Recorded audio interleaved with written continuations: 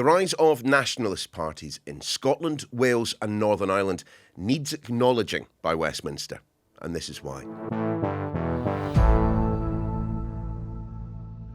Recent elections mean that in the devolved parts of the country, Wales, Scotland, Northern Ireland, nationalist parties are in charge. Basically, politicians who would want to see the breakup of the United Kingdom are actually running their bit of it, which of course has huge implications. And we're going to try and work out what those are in just a moment with a professor of political science. But first, let's take the temperature in those devolved parts of the country. And we're going to start in Wales. Here's Sky's Hannah Woodward. Wales is for the first time no longer led by the Labour Party, but led by Plaid Cymru, a pro-independence party. Though they'd be keen to point out that they are ruling out an independence referendum in this Senedd term. Well, Rhun ap Iorwerth, he's First Minister and he's leading the minority Plaid Cymru government. So what does Plaid want from power? Well, more powers and a settlement closer to Scotland's. That includes control over justice, transport and the Crown Estate. Plaid says Wales is underfunded under the current system. So can it achieve that? Well, the Prime Minister and the First Minister of Wales actually spoke last week, and Keir Starmer was reportedly open to discussions on further devolution. Plaid's message to Labour? Well, they say UK Labour can either punish Wales for voting them out of power or reflect on how they can better serve Wales. Thanks, Hannah. Some proper history being made there. We're off to Scotland next. Here's the views of political strategist Andy McIver. So on the face of it, the picture at the Scottish Parliament looks pretty similar to how it looked before, in that you've got a very strong SNP minority government and weak opposition.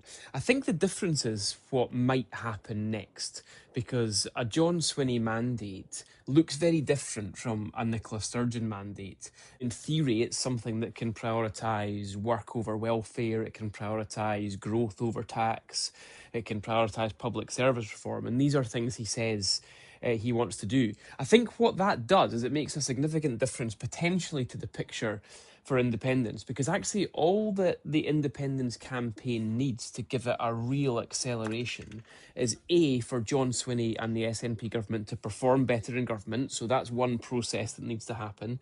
They need another thing to happen, which is an event, which is Nigel Farage becoming Prime Minister. That's very good news for the SNP and very good news for sentiment towards the independence campaign.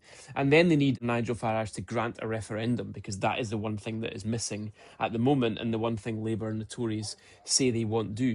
I suspect, though, that Nigel Farage will be a much easier negotiation in terms of granting a referendum on Scottish independence, and I can well see him doing that in Downing Street. Thanks, Andy. Lastly, Northern Ireland. We asked the host of Stormont Sources, David McCann, to tell us what's been going on. Sinn Fein has been the largest party in Northern Ireland since 2022. With Michelle O'Neill as First Minister, there has been a renewed push for the holding of a border poll, which is a referendum on Northern Ireland's future within the United Kingdom. The re-election of the SNP and the election of Plaid in Wales is going to put renewed pressure alongside Sinn Féin in Northern Ireland on Keir Starmer, or whoever the next Prime Minister is, to potentially look at the constitutional future of the United Kingdom. The current UK government has refused holding a border poll in Northern Ireland during the term of this Parliament, so it'll be interesting to see how this new dynamic between John Swinney, Rhun ap Iorwerth and Michelle O'Neill actually ends up delivering a referendum on the constitutional future of Wales, Scotland and Northern Ireland. So, what does all of that actually mean? Michael Keating is Emeritus Professor of Politics at the University of Aberdeen. Michael, lovely to have you with us. And as we've just been hearing, I mean, this is clearly a moment for, well, the different constituent parts of the United Kingdom. But I'm wondering, historically, is it that unusual? I mean, or has Britain always contained more nationalist sentiment than Westminster would have us believe? Well, the United Kingdom has always been a multinational state. We know there's England, Scotland, Wales, there's Ireland, and then Northern Ireland. But that hasn't always taken on a political expression. It's been about culture. It's about being different ways of doing things. It's about football and so on. But now it's very much about politics. And we have really very different political systems, because we have nationalist parties in Scotland in government, and in Wales in government. Nationalism has always been around in Northern Ireland, but for a long time it was suppressed. Now it's in government. So this creates difficulties for what is, according to people in England and down in Westminster, think it's a unitary state. Well, it's not a unitary state. It has very different politics in the different nations. Are we actually looking at a kind of a general political trend, or are we making a mistake by grouping together nationalism in Scotland, in Wales, in Northern Ireland? They're all part of a general trend which is happening right across Europe and across the world, which is a loss of faith in established political parties in the nation state, a lack of capacity of the big nation states to face up to the significant social and economic problems. That being said, they take different forms in different places, and even within the United Kingdom, the situation in Northern Ireland is quite different from the situation in Scotland, which is why it's so difficult to get a single solution to deal with them all. Just explain the different, I suppose you'd call them flavours of nationalism then that we're experiencing in the kind of the constituent parts of the UK. Well, to start with Scotland, there's a long-standing nationalism which previously was in favour of home rule or devolution, which is what we got at the end of the 20th century, and is now taking a stronger form of independence. And Wales has had a nationalist movement for a long time. That was largely about language and culture. Now it's much more about politics and government and about power. And for the first time, people in Wales are starting to talk about independence. And in Northern Ireland, of course, we have a very different situation, which is there are two communities within Northern Ireland, one of which wants to unite with the rest of Ireland, and the other one wants to stay within the United Kingdom. And the settlement they've got there is just a compromise between these two very different positions. But again, are we perhaps making a category error when we think of voters for Plaid, for Sinn Fein, for the SNP, as taking those votes for the parties as a vote for independence? Well, absolutely. We know that historically there's been a fairly loose association between voting for the SNP and voting for independence. A lot of Labour voters were pro-independence and some SNP voters were not. But at the time of the referendum in 2014, those lined up pretty well. And there's a community of people who vote for the SNP and are supporting independence. And then now that's started to loosen again. At the last general election, there was rather a poor connection. And even at these elections, the SNP, yes, it won, but it only got about a third of the vote, whereas we know that about 50% of the population are in favor of independence. So yes, you're right, it's a mistake to say support for independence and support for the SNP are the same thing. In Northern Ireland, it's more complicated because there's been a tendency, as we know, for Catholics to be pro-nationalist and for Protestants to be pro-unionist. That is still the case, but there's a growing number of people in Northern Ireland who say we don't want to be nationalist and we don't want to be unionist either, because we don't think that is the most important issue. And if we go to Wales briefly, then yes, there's growing support for independence, but it's not quite clear exactly what they mean by independence, other than getting a bit more power for Wales, because it means something rather different from what it means in Scotland. So I wonder then, if these elections, if we take these elections to be symptoms, what is the illness? What is perhaps changed about the democratic arrangements in the United Kingdom over the past 10, 15 years that has seen nationalist parties as, at the very least, the largest party in each of these parts of the country? There's been a dramatic loss of faith in the conventional political parties. The Conservative Party more or less destroyed itself over Europe. The Labour Party seems to be destroying itself over other things, some of which don't seem to be terribly important, but they are tearing themselves apart. And there's a loss of faith. So people are looking for alternatives. They're not convinced of the performance of British government generally. And in Scotland and in Wales, nationalism is there. It's available as another opportunity. And then there's the growing feeling that the British state generally is not working. There are longer term trends, such as the decline in feeling Britishness. People felt British because they were proud of the British forces in the Second World War. There was the empire, there was the monarchy, None of these things have that power to hold the country together in the way they did in the past. And so we're seeing a shift in people's identities, but more important, a shift in what they mean by these identities. If you think about it, the UK is in some ways a very artificial political unit created over centuries. And even in England, there's a growing sense that something is wrong. We don't quite know what the question in England is, let alone the answer, but there's a lot of discontent about politics there, and they're searching for something else. It may be different what's happening in Scotland and Wales, but everywhere this is happening. It's part of an international trend, and it takes a particular form in the United Kingdom because we have these nations there already existing, and they're available then to be used to express political discontent and the search for different kinds of solutions. Sure, an international trend certainly, but we've mentioned devolution a few times here, and I'm wondering what effect devolution itself had on nationalism in the UK. Look, I'm old enough and enough possessed of a Scottish accent to remember a time where people thought, devolution would put to an end the question of Scottish independence. Indeed, and for a while it seemed to have done this. Devolution was, of course, a compromise between the Unionists, who didn't want any Scottish Parliament at all, and the Nationalists, who wanted independence. And it was never going to be a fixed point. It was always going to evolve.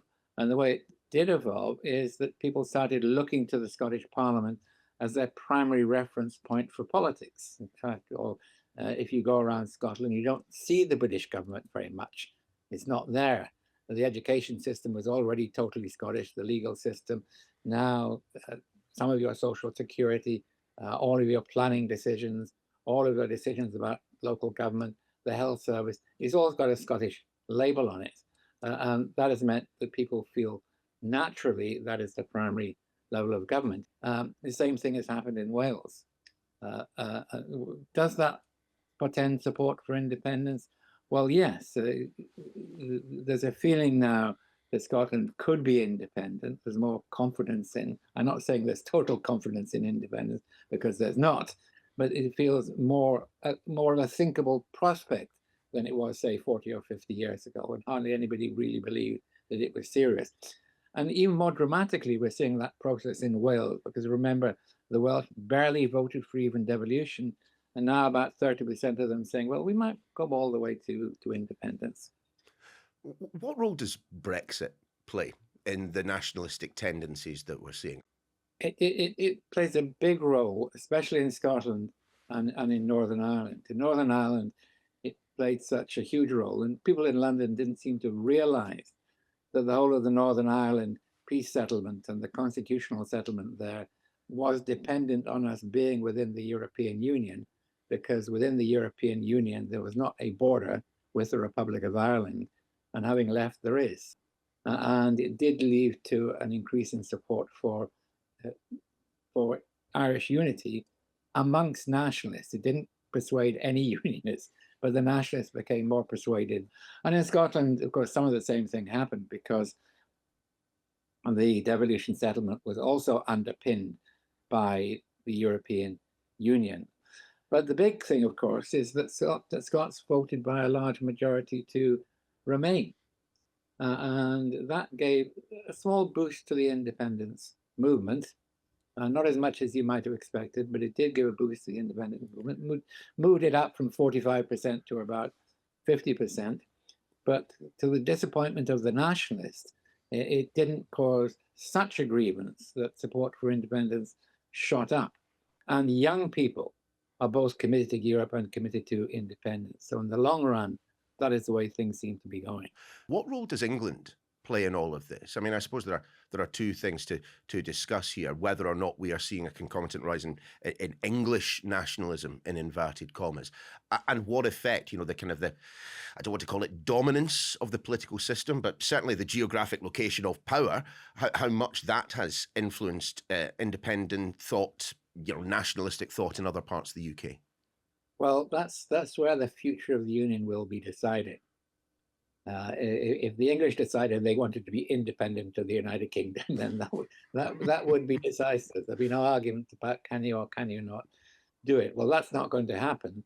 But there is a grievance in England There's a grievance about not having a place within the union, not knowing what their place is within the union. We might think they dominate, they have most of the MPs and most of the cabinet ministers, but they somehow feel that they've lost out because Scotland has its parliament, Wales has its parliament, Northern Ireland has its assembly, and they don't have anything distinctly for England. Now, as I say, some people say, you got the United Kingdom, you run it, what's your problem?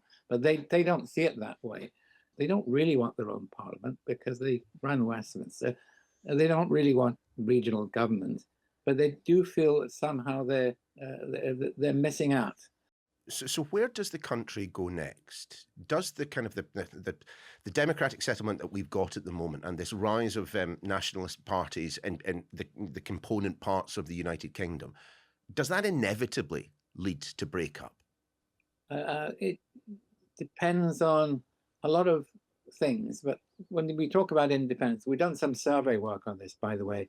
David McCrone and I done it in the last 3 elections, surveys, asking about what the Scots mean by independence and what they really want. And we asked them who should have the decision on independence for Scotland and who should have the decision on Brexit. And in between, there's a huge number of people who say, well, it depends on what the issue is. But then we probed even further and we asked those people who said, well, Scotland should decide everything. We asked them, well, do you want your own currency? Well, most of them said no. And we asked them, do you want your own head of state? Well, no. And then we asked the unionists, the people who want everything done by Britain and Britain to have the last word, well, do you really think the UK should legislate against the will of the Scottish Parliament? And they say, no, we don't want that. So it's much more complicated than you think. And people in Scotland generally are happy living in a complex multi-level system. If some things are done at European level, some things are done maybe at UK level or maybe the British Isles, and some things are done at the Scottish level, and some things are done at local level. Well, my next question then might be unanswerable given what you have just said. But when it comes to those who have lent their votes to a nationalist party, is this identity politics or is it everyday politics? I mean, shorthand, is an expression of I am Welsh, I am Scottish, I am Irish. Or is it just, look, could you guys get on with fixing the potholes and making sure that I can get an appointment with my GP? Well, it's both, and it's very difficult to separate those. I know it's tempting to say, well, it's identity politics or the politics of potholes, but those are really closely connected. You take the economic question, people will tend to say, I'm in favor of independence, and then retrofit the economic arguments to that. Or they may start out with the economic arguments, but it's very difficult in the mind of one individual to disentangle these things. But what we do know now is that Scottish identity is more closely connected to wanting independence. It's the strength of Scottish identity has something to do with it, because in Scotland, as we know, everybody's Scots, but not everybody is a nationalist. As if we didn't have enough going on in politics right now, I am wondering if what we are seeing in Scotland, Northern Ireland, Wales, and of course England, if that means we are now entering a period where constitutional questions about the future of the union are going to be a part of everyday politics. Well, they are. That's exactly it. And the British political system has got to get used to that. Whereas we were talking about Westminster a little while ago, a lot has changed at the periphery of the UK.